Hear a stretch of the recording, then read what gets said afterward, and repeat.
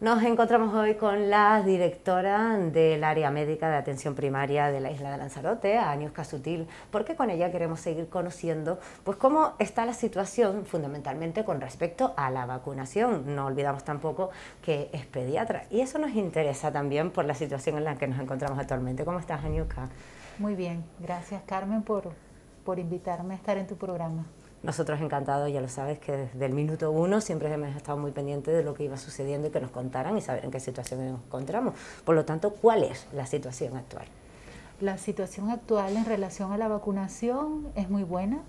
Tenemos unos datos de cobertura vacunal muy altos.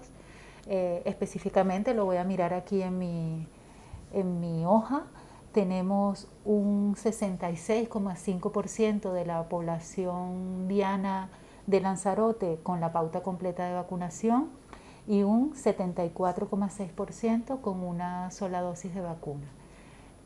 Falta muy poquito para poder llegar al objetivo, que es el 70% de la población completamente inmunizada, y la buena noticia es que desde esta semana tenemos la autorización por parte de la Dirección del Servicio Canario de Salud de vacunar a los niños de 12 años en adelante.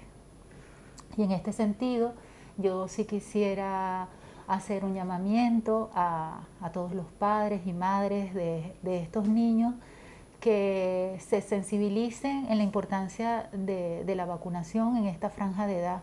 Es cierto que en los niños no se ve lo que se ve en los adultos de enfermedad grave o de enfermedad que te pueda llevar a la UCI o a la muerte, pero sí es cierto que esta enfermedad todavía la estamos conociendo y que actualmente hay datos que respaldan lo que se llama la COVID persistente, que son personas que les da la enfermedad de forma asintomática o muy leve, pero después de que pasan los síntomas se quedan con problemas de salud que actualmente se achacan a haber padecido la enfermedad. Y eso también lo estamos viendo en niños. Y es lo mismo que pasa con la gente joven, ¿no? Les pedimos que se vacunen, que se cuiden, porque aunque ellos lo más probable es que no acaben en el hospital, sí puede pasar que sufran el COVID persistente, que son síntomas verdaderamente bastante difíciles de llevar. Por lo tanto, estamos muy cerca de los objetivos, sin embargo, no debemos bajar la guardia, es decir, el que estemos vacunados no nos exime de que podamos tener COVID. Claro, la vacunación nos protege de la enfermedad grave y de la muerte, no nos protege de enfermarnos. Exacto. Y esto vale con esta vacuna y con muchas otras. Cuando nos vacunamos de varicela, no estamos vacunando para que no te dé la varicela, realmente estamos vacunándote para evitar que tengas una encefalitis por varicela y termines en una UBI, claro, por varicela, ¿no? Es verdad que las probabilidades de que padezcas la enfermedad son mucho menores que si no estuvieras vacunado, pero realmente lo que pretendemos evitar es que enfermes gravemente y que puedas morir. Y eso es lo que yo quisiera transmitirle a la población, que aunque estén vacunados, sigan respetando las medidas que se han comprobado que son importantes en la prevención de la enfermedad. Y esas medidas son el uso de la mascarilla, la distancia social y la ventilación. Eso es fundamental para conseguir, sobre todo, darnos tiempo al sistema sanitario de seguir vacunando, de seguir inmunizando, para que dentro de poco podamos tener una vida medianamente normal. Hasta ahora hemos visto como toda la población prácticamente, según se nos ha ido llamando, hemos ido y nos hemos puesto cada una de las dosis correspondientes. Ahora, como bien decías hace un instante, y por eso al principio insistí también en que eras pediatra, comenzamos con los niños a partir de 12 años y ahí es donde nos empezamos a encontrar ciertas reticencias que no comprendo. Por lo tanto, me gustaría un poco que te acercaras pues eso a los padres directamente Sí. y nos explicaras exactamente por qué sí es necesario los niños de 12 a 15 años que se vacunen, que parece que nosotros como adultos, está bien, ya nos hemos vacunado, pero ahora mi hijo de 12, ay caramba. Ciertamente, a medida que hemos ido bajando de edad, nos vamos encontrando con más dificultades a la hora de convencer a la gente para que se quiera vacunar. Nuestro porcentaje de vacunación por encima de 50 años es alrededor de un 90%. Sin embargo, a medida que vamos bajando de edad, ese porcentaje disminuye. El riesgo de enfermedad, esta población lo percibe como menor. Ciertamente por lo que hablé antes, porque generalmente no enferman de forma grave. Y con los niños, yo entiendo que pasa un poco lo mismo. Muchos padres dirán, bueno, si mi hijo no se va a enfermar de forma grave, ¿por qué lo tengo que vacunar? Pero yo quiero recalcar el hecho de que la posibilidad de que desarrollen la COVID persistente es una posibilidad real. Es una posibilidad real, es una posibilidad que nosotros estamos viendo en nuestras consultas, que en el servicio de pediatría del hospital tienen algún paciente con síntomas de COVID persistente y que eso se puede evitar con la vacunación. Yo quiero también recalcar que si nosotros logramos vacunar a un gran porcentaje de adolescentes antes de que empiece el curso escolar, las probabilidades de que tengamos un otoño y un invierno mejor son altísimas, porque los niños, aunque no enfermen grave, son vectores del virus, son capaces de transmitir la enfermedad a sus mayores. COVID persistente es con lo que nos vamos a quedar y he sido persistente también Sí. en insistir Sí. una y otra vez con ello, pero nos queda claro, ¿no? Es decir, a nuestros pequeños los vacunamos y no preguntamos ni de qué estamos vacunando, No. a lo largo de prácticamente toda su vida, hasta los 15 años, con lo cual esto sería una vacuna más dentro de nuestro... Sí, dentro de nuestro calendario. Es verdad que no hemos tenido tiempo de hacer educación para la salud en este año y medio de pandemia, y que la labor de tanto del pediatra como de la enfermera de pediatría de atención primaria es esa. Pero desde hace ya unos meses se está insistiendo en las consultas de pediatría. Desde la Dirección de Atención Primaria se les ha pedido a los profesionales que hagan una labor educativa siempre que el niño vaya a consulta con sus padres, aprovechar las revisiones de niños sanos para incentivar la vacunación, no solo de la COVID, sino de todas las enfermedades que son susceptibles de vacuna. Estamos haciendo las cosas bien, nos estamos comportando, estamos manteniendo la distancia social, estamos en los espacios abiertos, ahí están los resultados y al final las cifras. Tenemos unas cifras bastante buenas en comparación con el resto del país. Hablamos de 160 y tantos casos actualmente. Sí, esta vez parece que la quinta ola a nosotros no nos está afectando mucho. Creo que parte de ese éxito es la gran cobertura vacunal que tenemos. También creo que es la responsabilidad que ha tenido nuestra población. Ya lo hemos pasado muy mal en la cuarta ola, hemos tenido días horribles, semanas horribles de mucho estrés en el hospital, en atención primaria, y creo que la población ha sabido entender que cumpliendo las medidas podemos salir de esto sin afectar tanto la economía, ¿no? que también es importante, porque este problema de la COVID no solamente ha sido un problema de salud, sino un problema social grave. La cantidad de pacientes, de consultas a nuestros trabajadores sociales cada día es mayor, solicitando atención de todo tipo, de alimentación, de gente que no tiene para poder alimentar a sus hijos. Y yo sí quisiera llegar al corazón de todos en ese sentido, que cuidándonos, que cumpliendo las normas, podemos también salir de esta crisis económica y social en la que estamos inmersos. Hay muchas personas también que ya tienen sus 2 dosis o bueno, en función de la pauta que hayan establecido, en función de la vacuna que se hayan puesto. Sin embargo, hay determinadas circunstancias en las que se les pide un PCR, un antígeno. ¿Por qué? Sí.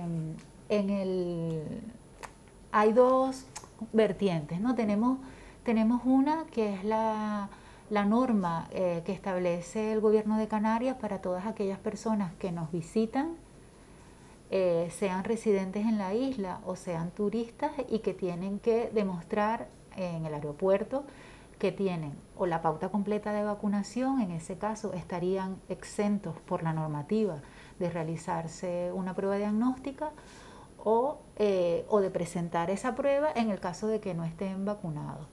Gracias a esta medida, nosotros a día de hoy hemos logrado detectar, lo tengo aquí en mi papel, que un 16% de los casos positivos que tenemos a día de hoy son residentes de Lanzarote que han vuelto a la isla.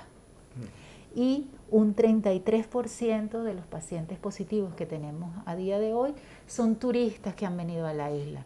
Es decir, que más o menos un 60% aproximadamente, no sé cuánto es, 47, 50% de los positivos que detectamos son de gente que llega a la isla. Es decir, que esto es una medida que ha resultado efectiva a la hora de captar rápidamente un positivo. ¿Por qué? Porque los detectamos, rastreamos sus contactos y los aislamos.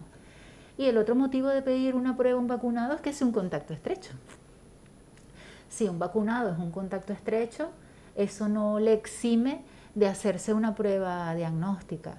Lo que sí marca la diferencia es a la hora de realizar el aislamiento. Si uno tiene una pauta completa de vacunación y es un contacto estrecho y tienes una prueba diagnóstica negativa, tú puedes seguir haciendo tu actividad, por ejemplo, laboral normal, siempre y cuando cumplas las medidas de protección. Si no estuvieras vacunado, tienes que realizar la cuarentena en el domicilio. Hablando precisamente de todo esto, no nos olvidamos de que existen los autotest, que nos lo podemos hacer nosotros mismos, vacunado o no. Imaginemos que nos sale positivo, es decir, que tenemos COVID. ¿Qué hacemos?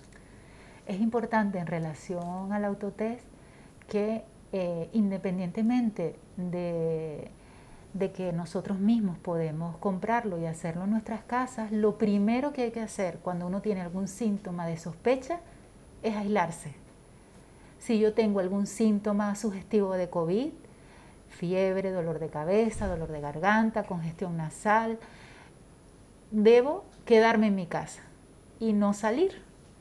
Porque si salgo y comparto con el resto de las personas sin cumplir las medidas, puedo estar exponiendo al resto a la enfermedad. Entonces eso es lo primero. Entonces tengo dos opciones. Una opción sería ya pedir una cita telefónica con mi médico de familia, comunicar los síntomas que tengo y esperar a que él me solicite la prueba, que como sabemos es absolutamente gratuita, sencilla. Las citas se consiguen para el mismo día o para el día siguiente. También puedo poner una incidencia a través del número 900 específico para la comunicación de síntomas sospechosos de COVID, y también puedo ir a la farmacia y comprarme un autotest.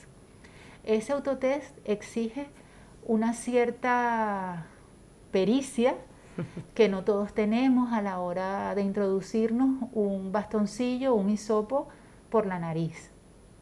Si lo hacemos bien y el test tiene una sensibilidad importante, lo más probable es que salga positivo si tengo la enfermedad.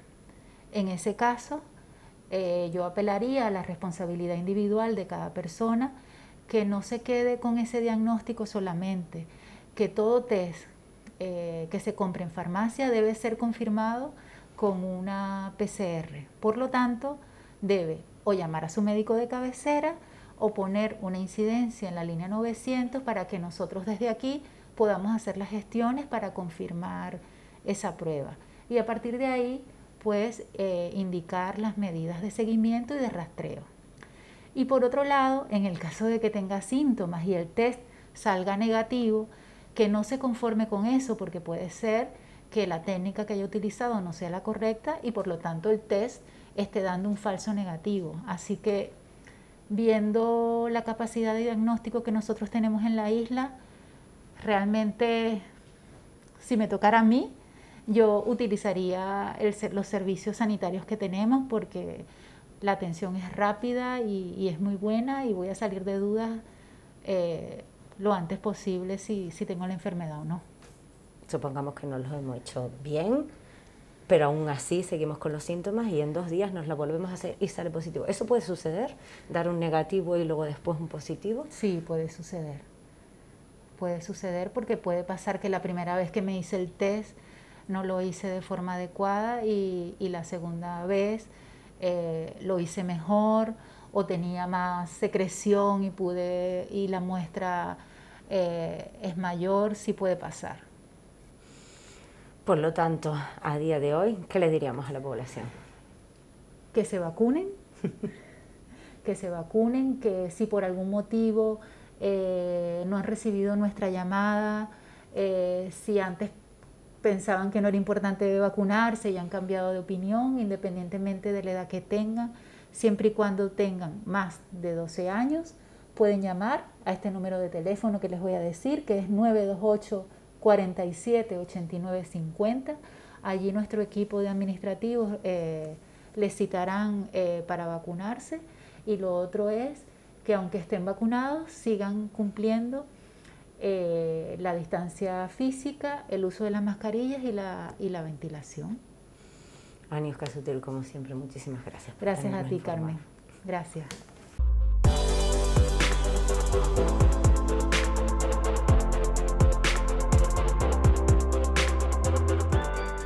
Un equipo profesional multidisciplinar de asesoramiento a empresas e instituciones, cuya motivación es prestar un servicio ágil y de máxima calidad a todas las áreas de su estructura interna que precisan de un soporte especializado. Visítalos en Arrecife, en la calle Dr. Juan Negrín 72. Marca Gestión.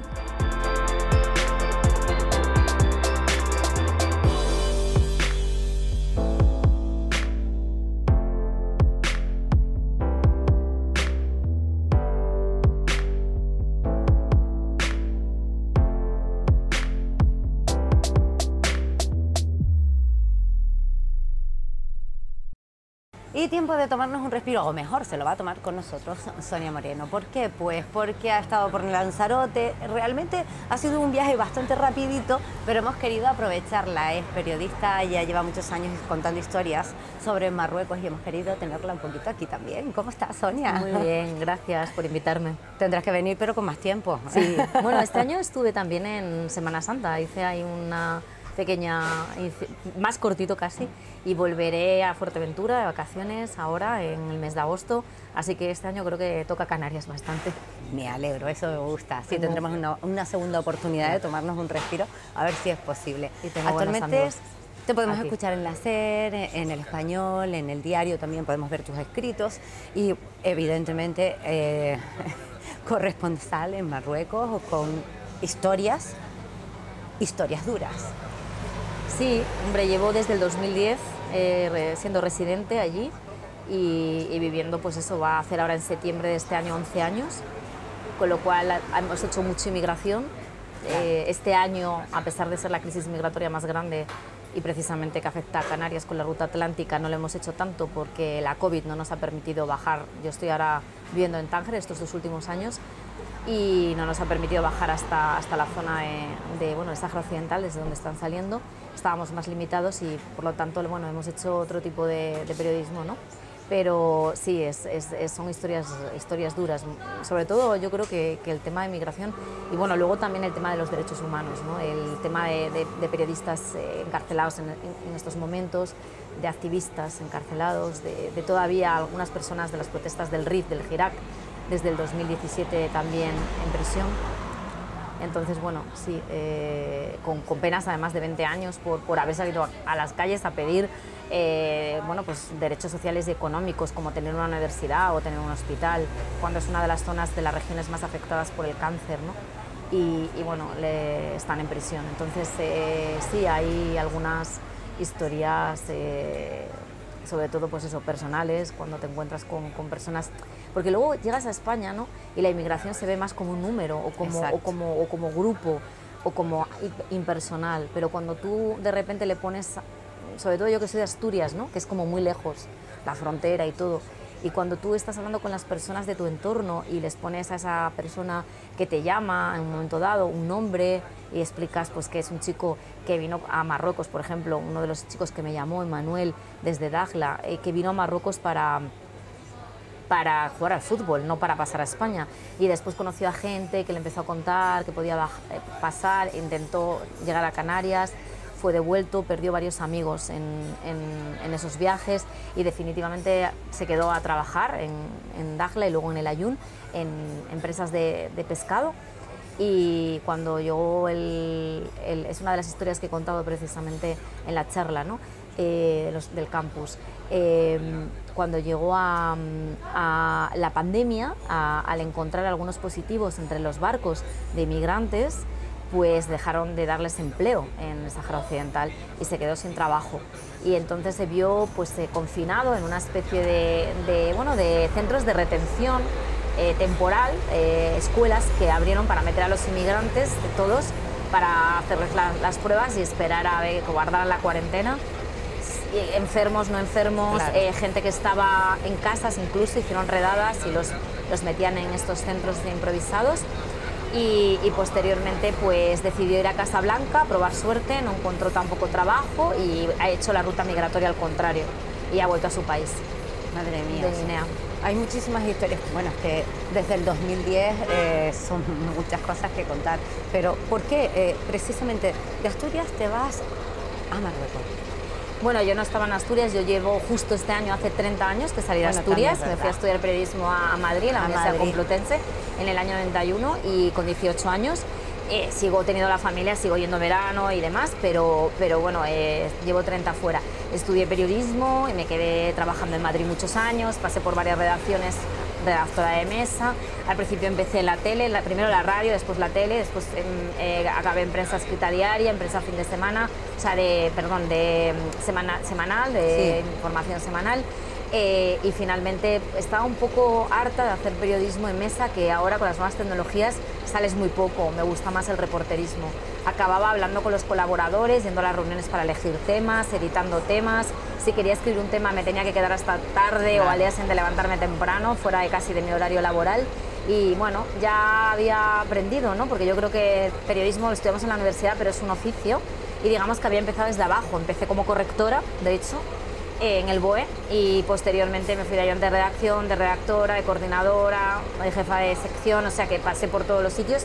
Y bueno, yo siempre me había querido ir fuera, pero como acabé la carrera y empecé a trabajar, era como, bueno, una oportunidad, porque la gente se quejaba, nos licenciamos 600 personas el mismo año que yo solo en la Complutense. Entonces, empecé a trabajar y no me iba nunca. Entonces dije, quiero cambiar un poco, y hice un máster de guión en la Universidad Autónoma de Barcelona y me fui a trabajar. Bueno, había dos opciones, o bien Aquí no hay quien viva o Cuéntame, y me fui a Cuéntame, y de ahí pues empezamos a hacer telemovies para la televisión española, y luego me salió la oportunidad de trabajar en una empresa de publicidad, Reporte y Macam, y fui haciendo publicidad, y finalmente decidí irme fuera y trabajar más con más libertad el periodismo, ¿no? Y sobre todo en la calle. Y por eso decidí, bueno, primero me fui a Inglaterra porque hice un máster de español como lengua extranjera, y después de ahí ya decidí que, como me daban, bueno, pedí Rabat de destino para el Cervantes y me daban trabajo en el Instituto Cervantes, pues decidí, si consigo una colaboración en un medio de comunicación me voy. Y me fui con Público en el 2010, y después Público cerró en papel en el 2012, y me llamó el director de informativos de Internacional, de la cadena SER, que me conocía porque habíamos trabajado juntos en Argelia, habíamos hecho una cobertura como enviado especial, yo de la Clave y él de la SER, cuando acababa de empezar, estamos hablando del 2005, y entonces me llaman en el 2012 porque se había ido el corresponsal que estaba en Marruecos, y me dice, venga, vamos a hacer radio. Y yo, 20 años que no hacía radio, Radio España, una radio que ya cerró, de hecho, y dije, bueno, pues venga, vale, me pongo. Y nada, me puse en 2012 y ahora ya llevo, pues claro, casi 9 años 9 años hace ahora que empecé con la cadena SER. y bien, después por el medio, pues como pasaron muchas cosas en Marruecos, sobre todo el tema de los rifeños, pues me empezó a llamar, ya me conoce la gente, entonces me llamaron del diario y anteriormente me habían llamado del Español. Y entonces, bueno, pues empecé con el Español porque ya había trabajado con El Mundo en Madrid antes, con Raúl Heras, que, bueno, que era el que hacía Crónica Nacional en El Mundo y que era el que llevaba todos los suplementos en El Mundo de Pedro J, porque ellos dos venían del Diario 16. Cuando el Diario 16 cierra, ellos cogen la indemnización y es cuando Pedro J monta El Mundo. Y bueno, pues Raúl Heras se encargó con el Anuario del Mundo y con algunos suplementos de Madrid para El Mundo. Yo trabajaba con él.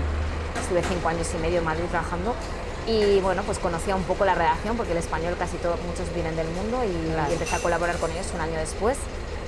Llevo colaborando con ellos desde 2016 y me gusta porque hago reportajes más de crónica de actualidad, pero unido un poco a la investigación y sobre todo a temas un poco más trabajados, más de investigación.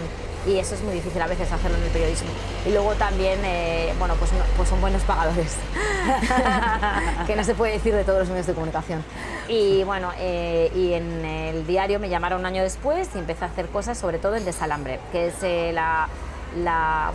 dedicado a derechos humanos, porque como ya estaba en internacional, para no entrar en competencia, claro. Y esto, a veces hago cosas de internacional porque son crónicas del día a día. Cuando estuve en Argelia con las elecciones, pues cosas así de información general del día, y en el otro lado pues hago más en español, hago más en profundidad, un poco más de análisis y demás, que yo creo que es el periodismo que en el fondo me gusta más, ese análisis o esa vuelta de tuerca de lo que es la actualidad, ¿no? Que puedes un poco ya más ahondar en la reflexión, en el análisis y en la investigación, y que es un periodismo un poco más posado, dentro de que los medios, bueno, todo lo quieren para el día anterior, pero bueno, que te permite, y el ser colaboradora me permite también hacer eso, los temas tomármelos con más tranquilidad y poder poner yo más los deadline, ¿no? Las entregas y hacerlo. A veces cuando estás dentro de la redacción no metemos algunas declaraciones porque no llegan, ¿no? Claro. Porque tenemos que sacar ya, y aquí pues te puedes permitir el lujo de esperar más y de ahondar más. Hablando de ahondar más, tanto es así que has intentado en varias ocasiones meterte en la piel, como por ejemplo cuando estuviste paseándote con el velo, comprobando desde otro punto de vista ¿cómo se vivía eso? Cuéntanos un poquito esa experiencia también.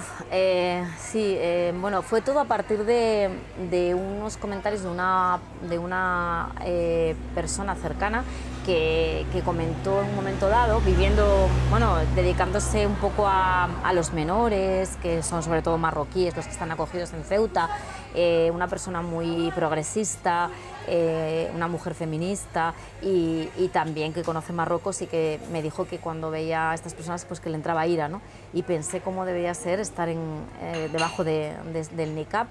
Y bueno, pues le pedí a una amiga, una compañera de EFE que es marroquí, que se me acompañaba a la Medina.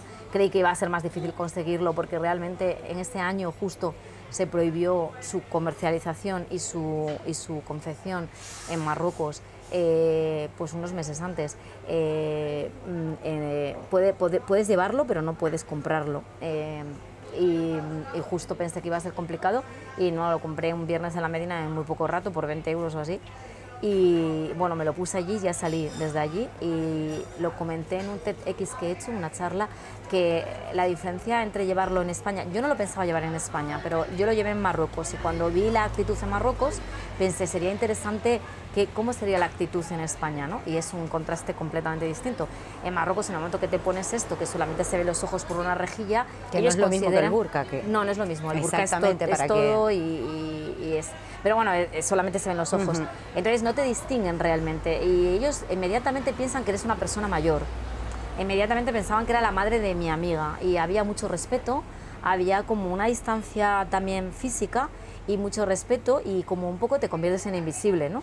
Cuento que justo después, cuando llego al centro de la ciudad nueva, ¿no? Y me meto en la estación de tren a cambiarme de ropa, y salgo ya con una falda larga africana, que no se me ve nada ni nada, de repente estoy hablando con mi amiga y ya me está pidiendo un chico un teléfono, etcétera. Es decir, ese acoso y esa historia por ser extranjera, por llevar, cuando eso llevaba el pelo largo, etcétera, pues de repente desaparece, ¿no? Y hay mucho respeto, y delante de la mezquita recuerdo que un señor pidió limosna y mi amiga le dio, y le dijo que Dios te bendiga a tu madre, o sea, dando por hecho que yo era su madre.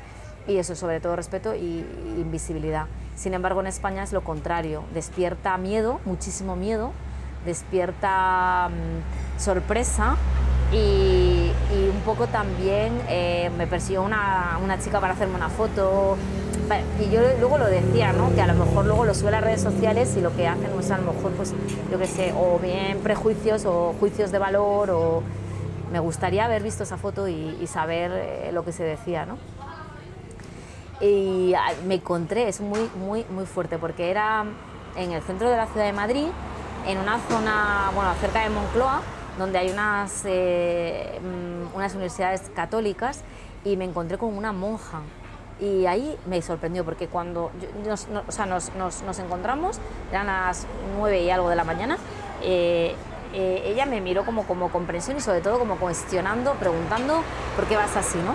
Y cuando llegué a la esquina había una policía, entonces me di la vuelta porque digo, a ver si, aunque yo iba con consentimiento del periódico, si me iba a una comisaría, pues llamábamos, o sea que... Sí, sí. Porque no está permitido, en España te pueden poner 500 euros de multa si te metes en transporte público o instituciones, no puedes ir así vestido. Pero por la calle no decía nada. Y entonces me di la vuelta y entonces iba detrás de ella y yo veía, yo digo, pero si vamos igual, en el único que no se tapa es realmente la cara. Pero la señora iba igual que yo, ¿no? La monja. Y ahí sí lo pensé. Y bueno, no sé lo que pensarán los del cajero, porque saqué dinero y si me han grabado, no sé lo que pensarían. Y bueno, sobre todo es eso, vi miedo, o sea, me sentí un domingo en un parque, porque fueron 2 días, y una señora me vio y inmediatamente bajó todas las persianas de toda la casa, no solo de donde estaba porque yo la vi, o sea, es decir, hubo un momento que nos encontramos las miradas, y ahí cerró, pero fue a cerrar todas las de las casas, ¿no? Vaya. O sea, yo creo que aquí en España pues está unido a quizás al tema de terrorismo, a todas estas cosas, ¿no? Sí, a sometimiento, etcétera. ¿Qué es lo más difícil que has tenido que hacer durante estos últimos años, sobre todo? Porque estuviste infiltrada también en las mafias de la... Estaba pensando en una cosa ahora que no es muy políticamente correcta, porque tiene que ver con las autoridades marroquíes, pero vivir en un país donde a veces ser periodista no es fácil, más que el haber hecho determinados reportajes. O sea, cuando estuve con la mafia, yo al final iba con una persona que era muy cercana, o sea, que era un confidente que había trabajado con él en muchas situaciones y que sabía que no me iba a fallar. Si me descubrían, yo creo que él me iba a defender. Hubo un momento en el que lo pasé un poco mal, porque yo iba como diciendo que era amiga de él, que nos habíamos conocido por Facebook, que había venido de España. Yo no llevaba ningún tipo de documentación marroquí, todo española. Pero hubo un momento que estábamos en una habitación de estas que entras, estas casas que hay en Tánger, que entras y no hay ventanas y estás al fondo del todo. Y había otras personas de la mafia, no solo con el que él me había puesto en contacto, y habíamos estado en cafetería y habíamos estado en otras casas, y de repente empezaron como a sospechar que pudiera, o sea, como, no sé si es porque me estaban llegando los mensajes en el teléfono, pero hubo una situación un poco así como tensa, que él estaba diciendo que no, que yo no, o sea, defendiendo mi postura, y ahí sí que estaba un poco más preocupada, pero en el fondo, bien, hombre, luego hubo situaciones, me dejó durmiendo con 2 mujeres, que una de ellas pasó con su hijo, y hablaban su dialecto, y no estaban muy felices de que me hubieran dejado allí, porque estas mujeres al final, las utilizan como prostitución prácticamente, o sea, el jefe de la mafia tiene 30 o 40 casas con diferentes mujeres en diferentes sitios, y va a comer, a cenar o a dormir con quien quiere el día que quiere. Y entonces, pues claro, llegó allí a que yo me quedara allí, ¿no? Le hizo hacer cena, aunque él ya había cenado en otro sitio, o sea, todo como muy impositivo, y entonces, bueno, no estaban muy contentas con que yo me quedara allí, ¿no? Y estaba, no que me fueran a hacer nada ni nada, pero bueno, un poco incómodo, ¿no? Y eso que la verdad que la mujer con el niño dormía en un colchón y la otra mujer dormía en una manta en el suelo, con un pequeño ahí agujero de ventana, y el baño era el único que estaba separado, no había cocina, bueno, donde cocinaban ahí, en ese cuarto, y me ofrecieron el colchón con la mujer y la hija, o sea, que aún así me ofrecieron lo mejor que tenía, ¿no? Es decir, que había ahí solidaridad, bueno, como son ellos, gente muy hospitalaria y también con las mujeres, pero bueno, sí que no estaban muy felices. Y en principio ahí no, más que en ese momento, no. Además es que fue también una cosa que no estaba preparada, ¿eh? Yo vivía en Rabat y había ido a Tánger a un festival de jazz, y el festival de jazz empieza siempre a las 8 de la tarde. Y entonces, pues por la mañana como que no sé, no voy a estar ahí en la piscina o en la playa, entonces siempre hago temas de inmigración, aprovecho y voy. Entonces había quedado con este confidente y él estaba ya, porque le intentaba captar la mafia, ¿no? Porque este hombre, aparte de que es alto y de que es como el representante, porque ellos tienen como jefes en la comunidad de uno de los países, y que es un tío como que da miedo, luego es muy tierno y muy bueno, pero que da miedo. Y luego también, bueno, que es muy buena gente y que le sigue mucha gente y que tiene como credibilidad.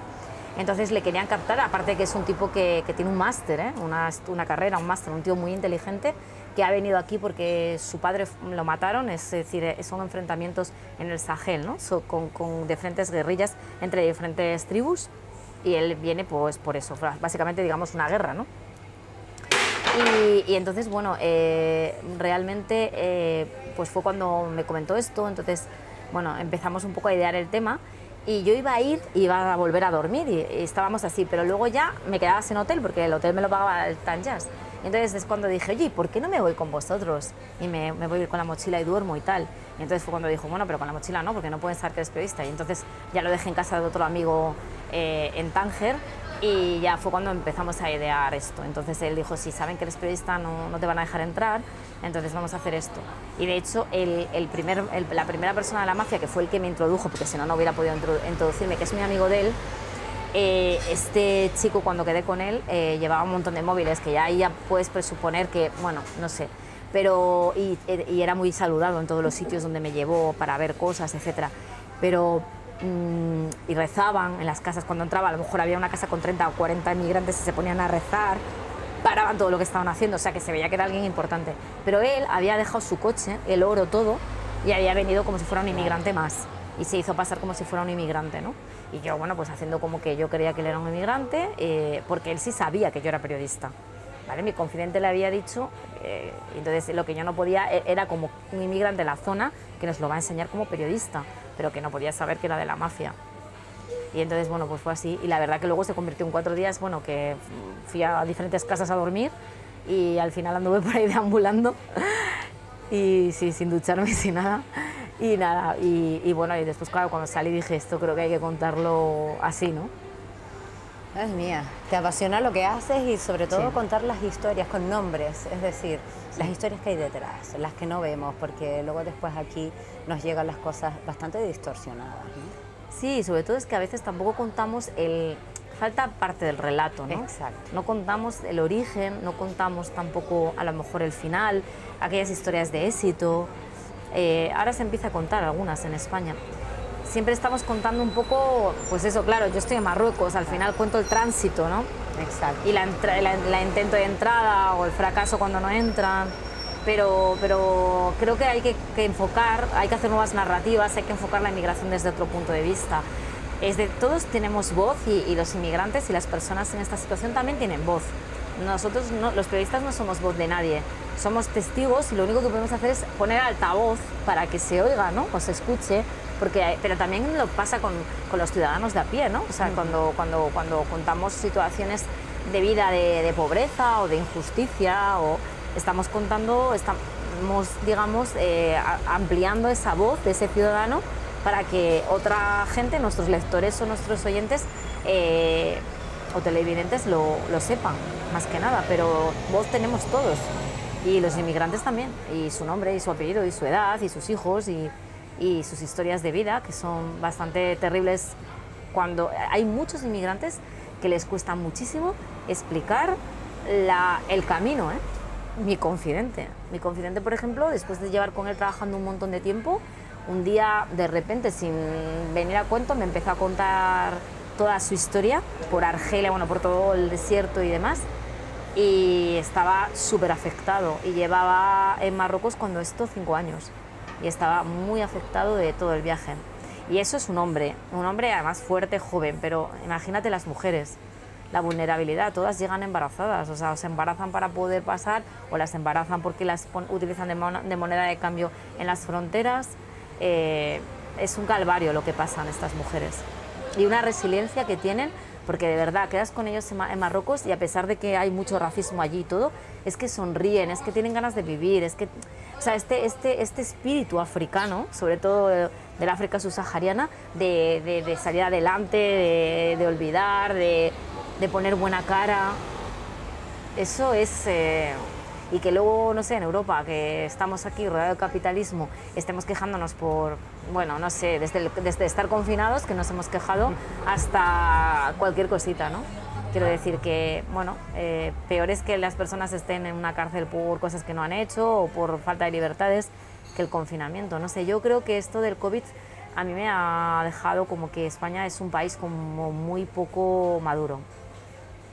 Muy poco maduro, o sea, es decir, que mientras ves que en África, con los problemas que tienen, ¿por qué no ha aumentado tanto el COVID en África? Independientemente del calor, porque pasan por unos cubos que se lavan el agua porque se lo mandan y se ponen las mascarillas porque lo mandan.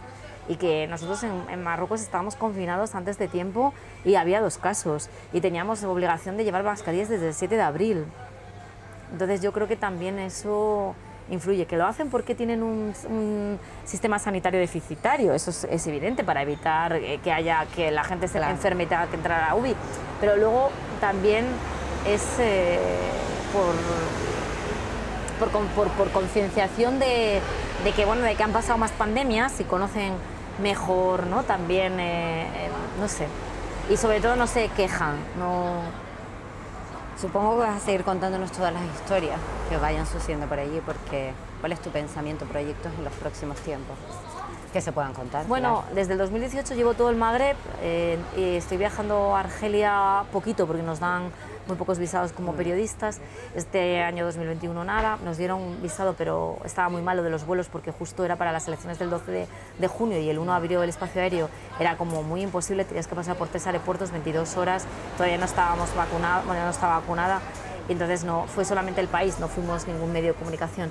La última vez que fui a Argelia es en Navidad del 2019 y la idea es a ver si puedo este año pedir algún visado también para ir, cubrir las elecciones de diciembre de Libia y probablemente ahora voy a cubrir las elecciones de Marruecos de septiembre y probablemente después me iré a Túnez una temporada. La idea un poco también es estar más tiempo en otros países del Magreb y no solo en Marruecos porque bueno, ya la zona está más controlada, tengo los teléfonos, me conocen y es más fácil trabajar a lo mejor nuevas historias que creo que faltan, porque yo recuerdo cuando Argelia no estaba en los medios de comunicación y fue empezar a ir a Argelia y empezar a salir en los medios de comunicación, con lo cual si queremos contar ahora mismo el tema inmigratorio también en Túnez es terrible, en Libia es, bueno, espantoso. La situación que está pasando en Libia, yo cuando estoy en Túnez, que estuve 4 meses en los últimos 2 años, veo que contamos más historias de Libia, porque bueno, la inteligencia militar española está allí, la embajada hasta hace poco que la acaba de inaugurar Pedro Sánchez en Libia también estaba en Túnez, y por lo tanto creo que cuando estás en el terreno hay historias siempre, porque siempre te dicen, bueno, Marruecos es que es el país que más relación tiene con España, sí, y también donde más corresponsales hay. Pero creo que cuando estás en otros países hay historias, porque yo creo que donde vayamos los periodistas va a haber historias, ¿no? Hay que hablar con la gente, ver y contar, y ahí es donde, bueno, es que es lo de siempre, la tele, que cuando hablamos de la telebasura y demás, ¿no? Vamos a ver, es que si no te dan otra cosa, consumes lo que hay, ¿no? Si te gusta la tele y lo que te dan es esto, pues o dejas de consumir tele o consumes esto. Pero no tienes una carta para elegir, ¿no? Entonces es lo mismo, si de repente empiezas a contar otros países, pues la gente está interesada porque conoce lo que está pasando, ¿no? Lo que no podemos es estar ahora con el tema de Cuba 3 días contando Cuba y llevamos 1 año sin hablar de Cuba, ¿no? Esto estábamos hablando el otro día en Madrid, ¿no? Con otros periodistas. O Colombia. Vamos a ver, Colombia lleva 30 años de guerra y ahora nos enteramos que Colombia está en la situación que está. Entonces, si tenemos gente en Colombia que cuenta historias, se conocerá lo que está pasando en Colombia. Pero como está el periodismo como está y no hay mucha gente contando historias, porque no es rentable ni para los medios de comunicación y menos para el periodista que está. Nosotros evidentemente nos quedamos sin tiempo, pero bueno, antes de marchar me gustaría saber cuál fue la última película que viste, porque niña, sé que te gusta el cine, yo no sé si tienes tiempo para ello. Pues mira, ahora sí, porque he estado en España un poco de tiempo y entonces he visto varias películas este año, y si te digo que soy un desastre con los títulos, pues no me creerás, pero es que ahora mismo... Ah, sí, ya sé, la de Javier Cámara, de Colombia, precisamente.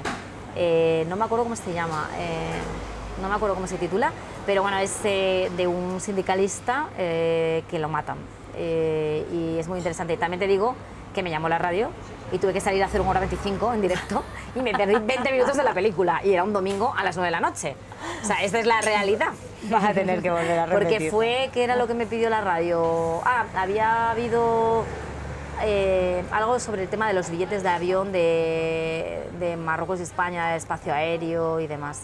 Y entonces, bueno, pues una cosa de estas que como afecta a España, pues directamente, y la gente está muy pendiente de esa información, pues nada. Pero sí que vi este año unas cuantas, sí. De hecho, estaba pensando que después de la de Cámara, vi una con mi madre que me encantó, la de Adriana Gil, ¿vale?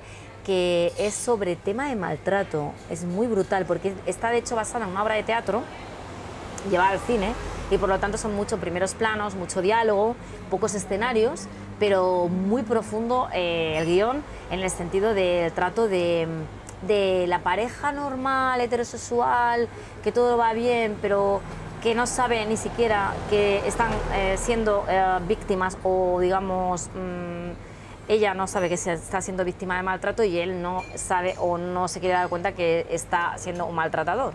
Y entonces es bastante brutal, porque les tiene que poner el espejo, ¿no? A la vez que ella vive como psicóloga de parejas, un acoso por parte del marido de una mujer, claro, que le puso el espejo y se dio cuenta de que verdaderamente su marido era un maltratador. Y nos gustó tanto que entramos a ver la siguiente y ya no me gustó tanto, y no voy a decir el título. Porque eso me pasa, que cuando es que me pago unos empases, a ver, que desde que estoy fuera tengo Filmin y tengo Netflix y tengo Amazon Prime y todo, porque claro, no puedo ir mucho al cine. En Marruecos la verdad que se carece bastante. Ahora se están haciendo mejores películas y hay un poco más de cine, pero no hay un hábito. Hay una película de Nabil Ayouch que es marroquí, que se acaba de estrenar además ahora en Cannes, y que bueno, que está bastante bien, que retrata un poco su juventud en Casablanca. O sea que bueno, que sí que hay pelis, pero bueno, que no hay mucho hábito, no es como en España, ¿no? Que yo aquí si voy puedo ir 2 o 3. Y luego también hay otra cosa, cuando yo vengo es verano o Navidad y programan unas películas como muy infantiles y muy ñoñas. Es lo que toca. Este año, como he tenido por temas de falta de... Me han molestado un poco con el tema del trabajo en Marruecos, y me he tenido que refugiar un poco en España, y por otro lado también por tema de salud familiar tuve que estar más tiempo este año. A pesar de que el año pasado estuve confinada sola en Tánger durante 7 meses, 8, este año para mí ha sido más confinamiento casi que el año pasado. Pues sí, he podido ir más al cine. Sonia, la próxima vez que venga queremos saber más. Vale, gracias, muchas gracias. Gracias a ti por venir a tomarte un respiro. Ya te lo vas a tomar frío, sí, ¿eh? Sí, bueno, me gusta bastante frío. Sí.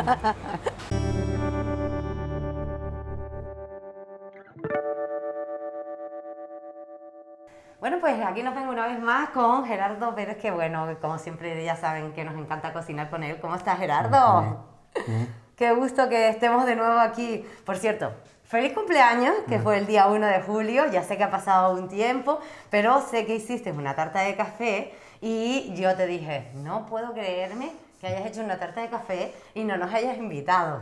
Así que te tengo que agradecer que hoy hayas hecho una tarta de café y nos ha llamado y nos ha dicho, oye Carmen, que tengo la tarta de café. Y le dijimos, para allá nos vamos, y aquí está hecha. Fantástica, Gerardo. Jolines, gracias por la invitación, porque claro, como te eché la bronca por tu cumpleaños, pues entonces me la hiciste hoy. Así que estamos un poquito aquí de imprevisto, pero aún así les vamos a contar cuáles son los ingredientes necesarios para que esta tarta de café le salga así de maravillosa como le sale a Gerardo. Gerardo, esta la haces tú mucho, ¿verdad? Sí, sí. Cada vez que hay algún cumple de la familia o... Sí, ¿no? Sí. Bueno, pues cuéntanos, porque esto un poco improvisado, ustedes no nos van a perdonar. Cuéntanos cuáles son los ingredientes así. Café. El café, que no puede faltar porque es tarta de café. Bizcocho. Los bizcochitos. Con nata. La nata. El azúcar. Azúcar. Y para allá las almendras Sí, esto ya. Para Sí, decorarlo. para decorar.